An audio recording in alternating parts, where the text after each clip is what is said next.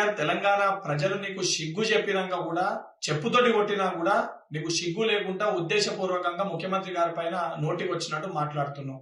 నిజంగా నీకు మీ అయ్యకి సిగ్గు శరం ఉంటే, తెలంగాణ ప్రజల పట్ల చిత్తశుద్ధి ఉంటే 10 ఏళ్ళు మీరు పరిపాలించినప్పుడు తెలంగాణ రాష్ట్రానికి ఏం చేసిర్రో అది చెప్పకపోగా మీరు చెయ్యని పనులు ఈ రోజు ముఖ్యమంత్రి గారు చేస్తుంటే అది జీర్ణించుకోలేక తట్టుకోలేక ముఖ్యమంత్రి గారిని ఉద్దేశించి దూషిస్తున్నావు. ఆంధ్రప్రదేశ్ గురించి ఏ రోజు కూడా ముఖ్యమంత్రి గారు తప్పు మాట్లాడలే. గుంటూరులో చదువుకొని, అమెరికాలో చదువుకొని తెలంగాణ రాష్ట్ర ప్రజల సమస్యల పైన, తెలంగాణ రాష్ట్రం పట్ల నీకు చిత్తశుద్ధి లేదని మాట్లాడినరు. నువ్వు సోయి లేకుండా బీఆర్ఎస్ పార్టీని ఆంధ్రప్రదేశ్ లో పెట్టినప్పుడు బీఆర్ఎస్ పార్టీ అక్కడ ఏదైతే రాజకీయ లబ్ధి కోసము నన్ను ఆంధ్రప్రదేశ్ ప్రజలు భీమవరంలో పోటీ చేయమంటారు అని చెప్పి నువ్వే ఒక ప్రసంగంలో మాట్లాడినావు.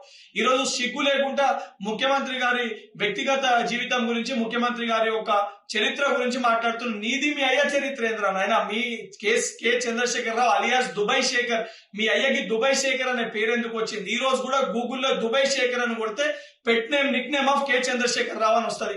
మరి ఆ రోజు దొంగ పాస్పోర్ట్ల పైన మీ అయ్య చేసిన ఘనకార్యం ఏంటి? అవన్నీ మర్చిపోయినావా? గతాన్ని మర్చిపోయి ఉద్దేశించి నువ్వు మాట్లాడుతున్నావు.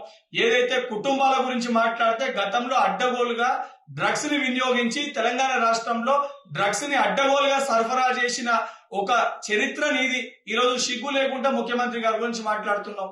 నువ్వు తెలంగాణ ప్రజలు నిన్ను మీ అయ్యని ఇద్దరిని కూడా చెప్పులు అరిగేటట్టు కొట్టిరు. అయినా కూడా సిగ్గు లేకుండా ఈ రోజు బయటకు వచ్చి మళ్ళేదో నీతివంతుల లెక్క, సత్యహరిశ్చంద్రుల లెక్క మాట్లాడుతున్నావు.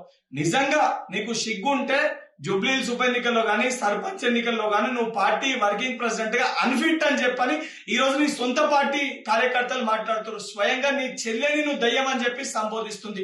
సొంత చెల్లెకి సమాధానం చెప్పుకునే ఒక ధైర్యం లేదా? అడిగే ప్రశ్నలకి సమాధానం చెప్పే సిగ్గు లేదు.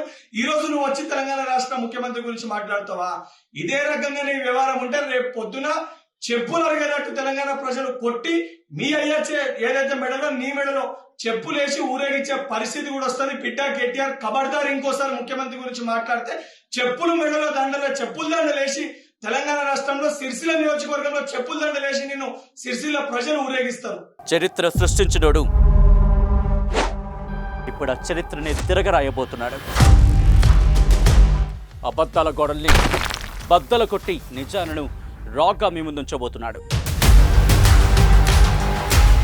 నిజమైన వార్తల కోసం వెంటనే డౌన్లోడ్ చేసుకోండి రా యాప్ని.